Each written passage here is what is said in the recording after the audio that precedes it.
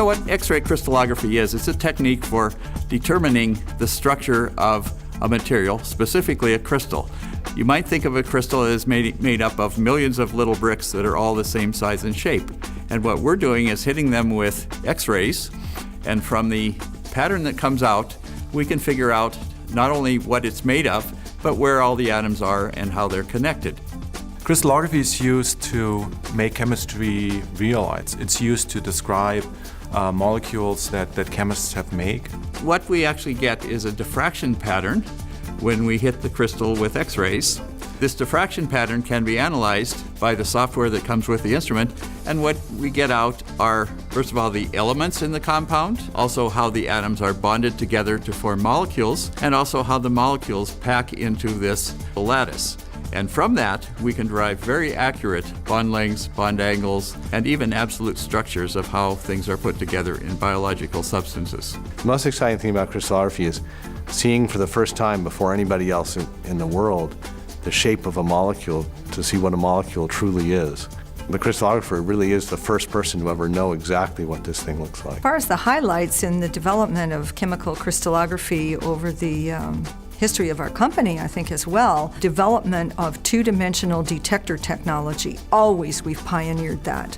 The multi-wire detectors were a revolution in protein crystallography in the 80s, and the two-dimensional CCD was a revolution in chemical crystallography in the 90s. We did not even perceive how good those detectors were going to be.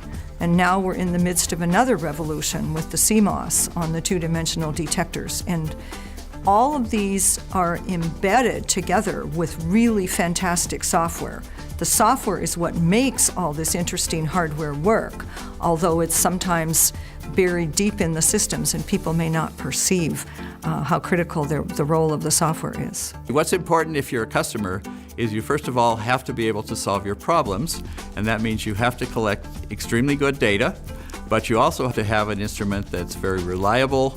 It doesn't have service issues, you don't have to change components by hand and these things, and it also has to be pretty straightforward to operate, and it has to give you publication quality data with a minimum of effort. So our newest generation of instruments from Bruker has tried to address all of these with a modular design of all of the components, a state-of-the-art new detector technology, and automated software which could be used for any kind of problem ranging from simple structures for undergraduate students to very complicated research problems in any of our laboratories around the world. Bruker has really a great track record of being the technology leader. Bruker is considered to be the detector company, and when you look at detectors that have come out of this company, the Smart 1000 or the Smart 1K, one of the first commercial CCD detectors that are used in crystallography, and finally we brought CMOS to the market with all its advantages. So there's lots of innovation, exciting technology. When you look at Bruker instrumentation, they just give you best data, and that's in the end all that counts.